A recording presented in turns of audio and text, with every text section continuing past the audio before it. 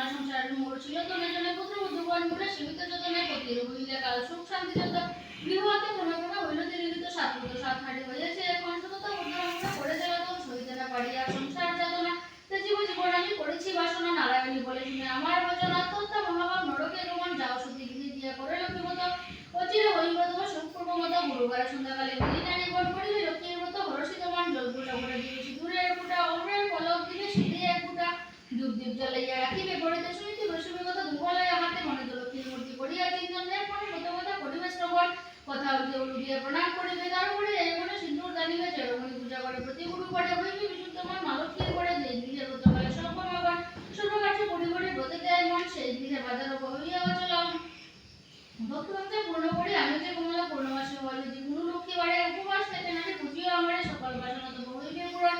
প্রতি পুত্র লয়া শুরুতে রবে অনুক্ষণ লক্ষ্মীর ভাণ্ডারস্থ বিলোহ করে করে রাখিবে তুমি তাতে এক মুষ্টি পারে সঞ্চয়ের পথ ইহা জানিবে সকলে দুঃখে সুখী হবে তুমি এর ফলে আলস্য দিয়ে সুতা কাটিব না দেশের অবস্থা মানে করিয়া চিন্তন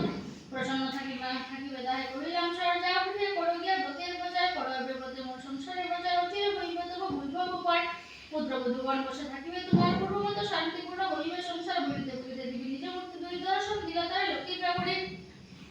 দেখিয়া হইলে বিদ্যা আনন্দে বিপুল প্রণাম করেছে বিদ্যা দুই দুই করে প্রসন্ন হইয়া দেবী দিল তারে কোন অন্তর্ধান হইলেন বলে বলে বল এত বলি লক্ষ্মী দেবী হইল দর্শন ইষ্টচিতি বিদ্যা গৃহে করিল গমন আসিয়া দিলে দর্শন করিল বর্ণাঞ্জলি রূপে ঘটিল তার দেবী দর্শন ব্রতের বিদ্যা বিদ্যা বলিল সবাই দেবী সব কথা যাহা বলিছে তাহাই বধূগণ সবে মিলি করে লক্ষ্মীমত হিংসাতে স্বার্থভাব হইল তিরমিত মিলিল ক্ষেত্র পুনঃ 22 জন মিলে সহ দর্শন যত বধূগণ মালকী করিল তথা পুনরাগমন গৃহ অচির হইল শান্তি নিকেতন দুই বছর বই একদিন বিদ্যার আলোয় উপনীত এক নারী ব্রতের সময়ে ব্রত কথা শুনি তার ভক্তি বুঝিল মনে মনে লক্ষ্মীমত মানস করিল পতিতার চিররূপ নক্ষ বর্জনে বিদ্যা করি যাহা পায় খায় দুজনে দায়ী নারী ভাবিমানে করিছে কামনা নিরূপ পতিতে করে চরণে বাসনে দিতে দিয়ে করে লক্ষ্মীমত ভক্তিমতে শান্তি নারী বুঝে রীতিমত দেবীর কৃপায় তার দুঃখ হইল দুর্গতি হইল সুস্থ দেহ ঐশ্বর্য প্রচুর কালক্রমে শুভদিনে জন্মিল তোমার স্বয়ং হইল সংসার তার সুখের আলয় দয়াবতী নারায়ণী হইলে সদা যত্না জন্মিল তার উজ্জ্বল আলয় এই রূপে লক্ষ্মীমত হয় করে করে ক্রমে প্রচারিত হইল অবন্তী নগরে অতঃপর সময় এক অপূর্ব ব্যাপার বহে ব্রতের মাধ্যমে মাহাত্ম্য হইল যেভাবে প্রচার অবন্তী নগরে গৃহস্থ ভবনে ব্রহ্মাগণ নিয়োজিত ব্রতের সাধনে শ্রী নগরবাসী